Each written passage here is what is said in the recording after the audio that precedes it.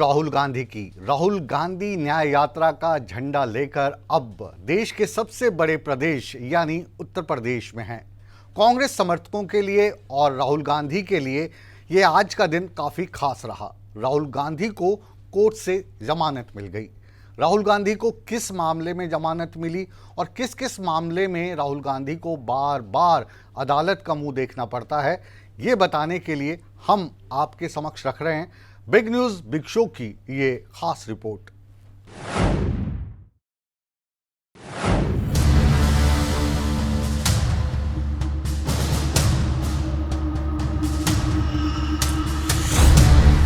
मानहानि मामले में राहुल को सुल्तानपुर कोर्ट से जमानत।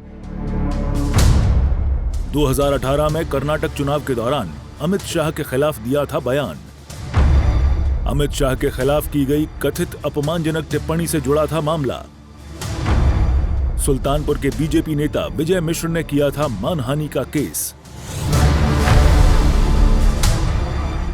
कांग्रेस सांसद राहुल गांधी को मंगलवार को मानहानि मामले में सुल्तानपुर की एमपी एमएलए कोर्ट से जमानत मिल गई है।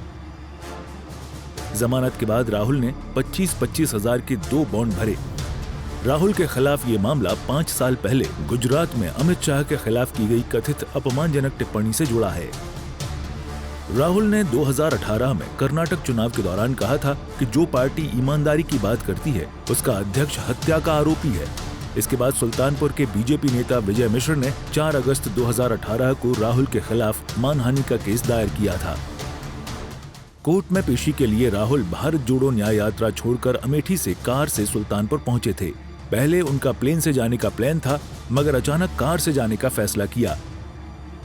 राहुल अब कार से ही अमेठी के फुर्सतगंज लौटेंगे और अमेठी से यूपी में 5 दिन की न्याय यात्रा शुरू करेंगे। राहुल गांधी ने 11 अप्रैल 2019 में बेंगलुरु में मोदी सरनेम को लेकर दिया था बयान। 4 साल तक केस चला और फैसला 2023 में 23 मार्च को आया था। मानहानि केस में राहुल को अधिकतम 2 साल की सजा मिली, जिसके चलते उनकी सांसदी चली गई थी। राहुल गांधी की सांसदी जाने के 133 दिन बाद सुप्रीम कोर्ट ने उस फैसले पर ही रोक लगा दी, जिसकी वजह से उनकी सांसदी गई थी। मोदी सरनेम से जुड़े मानहानि केस में राहुल को निचली अदालतों ने 2 साल की सजा सुनाई थी। सुप्रीम कोर्ट ने कहा, जब तक राहुल गांधी की याचिका पर सुनवाई पूरी नहीं होती तब तक दोष सिद्धि पर रोक रहेगी।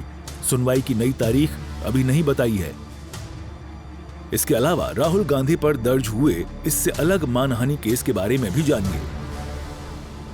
2014 राहुल गांधी ने संघ पर महात्मा गांधी की हत्या का आरोप लगाया था।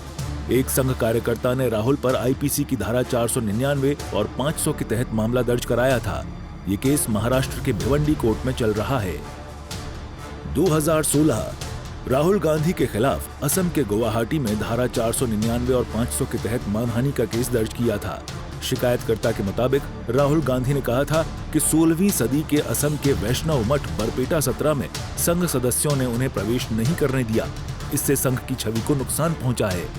ये मामला भी अभी कोर्ट में पेंडिंग है। 2017 बेंगलुरु में पत्रकार गौरी लंकेश की हत्या के मामले में आरएसएस को कथित रूप से जोड़ने के लिए राहुल गांधी के खिलाफ मुंबई में मानहानि की शिकायत दर्ज कराई गई। शिकायतकर्ता ने कहा कि आरोपियों के बयान की भावना मानहानिकारक और लोगों की नजर में संघ की छवि खराब करने वाली है।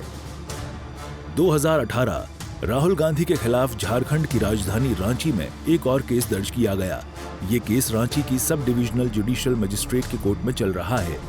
राहुल के खिलाफ आईपीसी की धारा 499 और 500 के तहत 20 करोड़ रुपए मानहानि का केस दर्ज है। इसमें राहुल के उस बयान पर आपत्ति जताई गई है जिसमें उन्होंने मोदी चोर है कहा था। 2018 राहुल गांधी पर महाराष्ट्र में एक और मानहानि का केस दर्ज हुआ। ये मामला मजगांव स्थित शिवड़ी कोर्ट में चल रहा है। आईपीसी की धारा 499 और 500 के तहत मानहानि का केस दर्ज है। केस संघ के कार्यकर्ता ने दायर किया था। राहुल पर आरोप है कि उन्होंने गौरी लंकेश की हत्या को बीजेपी और संघ की विचारधारा से जोड़ा।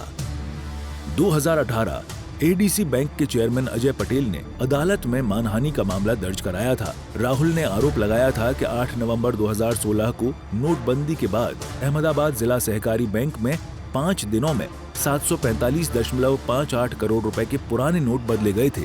इस बैंक के निदेशकों में केंद्रीय गृह मंत्री अमित शाह भी शामिल हैं।